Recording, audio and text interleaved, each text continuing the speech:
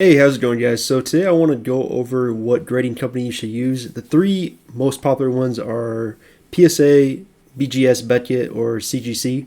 Those are the three that most people use, and there's various reasons why you would send cards to them. But I want to go over the reasons why you would send each card to each grading company and how to make it more valuable for you when you grade your cards and try to sell them, make some profit off of them. So basically, this is more of, course, like an investment, like selling thing. If you just like the company's slab, then you can choose whatever one you want, or any other slab company like Tag or something that I'm not listing in this video.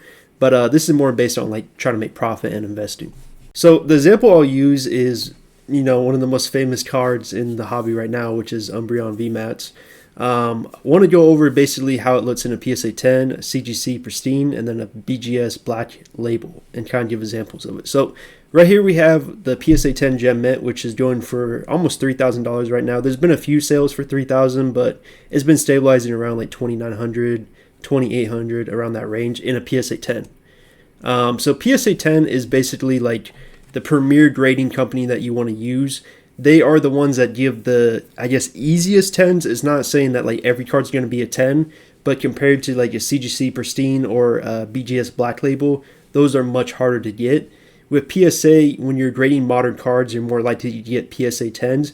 Now, the premium is not as much as a Pristine or Black Label, but they're more consistent. So if you're sending a bunch of English like Sword and Shield cards or Starlight and Violet, they're very easy to get flips of grading them into PSA 10s and then profiting and selling them, versus trying to get like a Pristine 10 or a Black Label, which are much more difficult. And the prices reflect that. You'll see like in a Pristine 10 from CGC, we're looking at around $4,900 last sold for this one, $4,000 for this one. Just examples you're seeing right here that they actually sell for more than a PSA 10. They have a higher premium because it's harder to get. And then we get to the ultimate chase, which is the Black Label, which you just see the premium is insane. A card that is going for $2,900 in PSA 10, selling for over $10,000 in a BGS 10 Black Label Pristine. This is the holy grail grade. It basically means the card is perfection. There's no issues with it. Perfect centering, perfect edges, perfect corners, all that. This is something that's very hard to get on English modern cards, honestly. Even with them being recently released the past couple of years, it's still not easy to get Black Labels with them. Now, what I recommend when you're grading is if you're just trying to make consistent sales, I recommend using PSA because they're the most standard to get PSA 10s, and they sell for the most for just a standard grade 10. With CGC, you'll see their Gem Mint grade sells for less than a PSA 10, mainly because they used to be like only 9.5s and then Pristine grades, but then they switched their whole grading scale about, I believe almost 2 years now. It's been a while. And basically they made their 9.5s actually just be 10s. So their Gem Mint 10s are not valued as much as a PSA 10 in the market. So you'll see that they actually sell for a little bit less. So unless you actually believe you're going to get a Pristine 10, you don't want to send to CGC because you're going to lose money compared to just grading it and getting a PSA 10, which is going to sell for more. Now, the only time you want to grade with Beckett is basically Black Label or bust. If you don't get a Black Label, it's not worth sending. Like, the only time you want to send to Beckett is when you see a card that is perfection. Mainly because their BGS 9.5s sell for much less than PSA 10s, and they give those out pretty often if the card is not in a pristine level. So essentially, like with PSA, a lot of people get confused. You don't have to have perfect centering. The centering can be a little bit off. They have like certain standards, but like if the bat centering is not perfect, it can still get a PSA 10.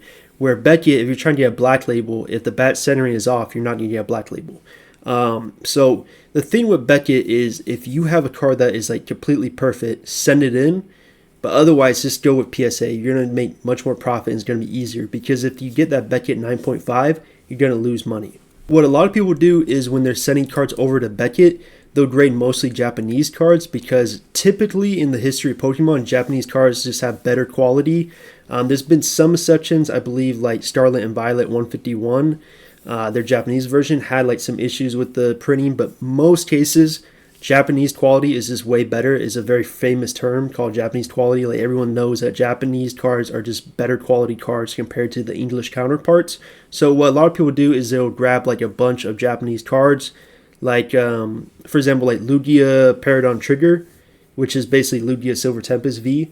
But in Japanese, they'll grab a bunch of those, send them off to Beckett, and all you need is one Black Label, and that card's going to sell for thousands of dollars. And because their quality is so good, you're going to be getting a Black Label probably some pristine 10s. Like, you'll get some 9.5s as well, but if you're sending just the best copies, you can get black labels pretty consistently.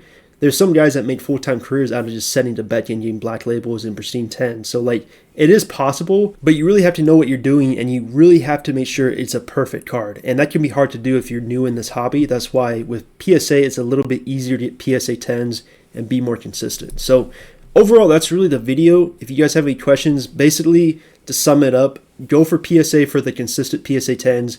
If you don't believe the card is in really great, perfect condition, like just perfect centering, perfect corners, all that, do not send to Beckett. Don't send to CGC. Go with PSA because their PSA 10 premium is really solid. Unless the card is top notch, you don't want to send to these other companies that are going to give you a 9.5 or a CGC 10 gem mint, which is going to be less valuable than the regular PSA 10. So that's really the video. Let me know in the comments below if you guys have any questions. Appreciate you guys watching the video, and I'll see you in the next one real soon.